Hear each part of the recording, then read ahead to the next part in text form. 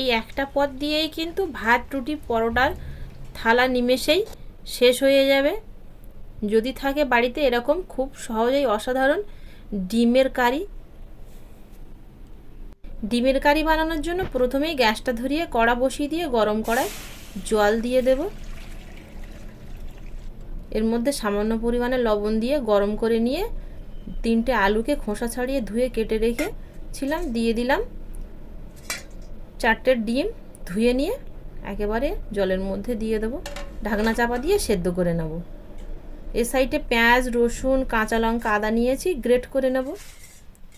ও সাইডে তাতে সেদ্ধ হতে থাকুক। গ্রেট করলে মশলাটা ভালো হয়, গ্রেভিটা।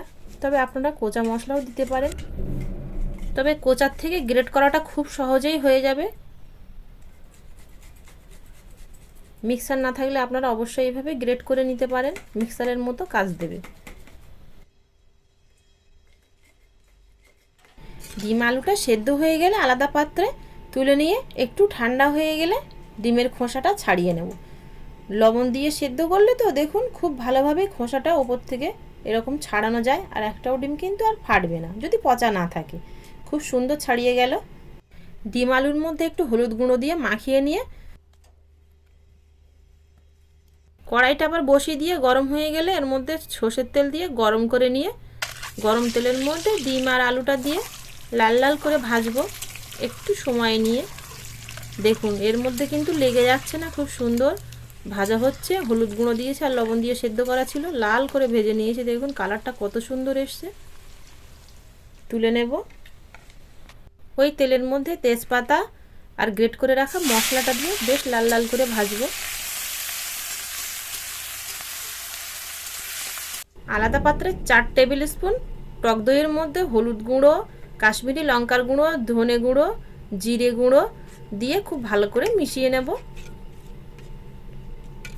এদিকের মশলাটা বেশ লাল লাল করে ভাজা হয়ে গেলে আর মশলা থেকে তেল ছেড়ে দিলে এর মধ্যে দই মিশ্রণটা দিয়ে দেব। বাটিটাও ধুয়ে একটু জল দিয়ে দেব। মশলাটা তেল ছাড়া পর্যন্ত কষিয়ে নেব। স্বাদ অনুযায়ী লবণ আর 1 চামচ পরিমাণ চিনি দিয়ে লো টু মিডিয়াম ফ্লেমে মশলাটা ধীরে ধীরে কষানোর পরে দেখুন মশলা থেকে খুব ভালোভাবে তেল ছেড়ে দিয়েছে আর বেশ একটা সুন্দর গন্ধ ছাড়লেই এর মধ্যে ভেজে রাখা ডিম আর আলুটা দিয়ে আরও 2-3 মিনিট লো ফ্লেমে কষিয়ে নেব।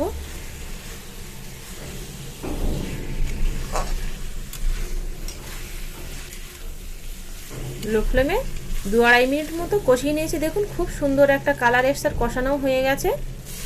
পরিমাণ মতো জল দিয়ে দেবো। যেহেতু আগে থেকে সেদ্ধ করা আছে আলু আর ডিম, তাই অল্প পরিমাণে জল দিলাম।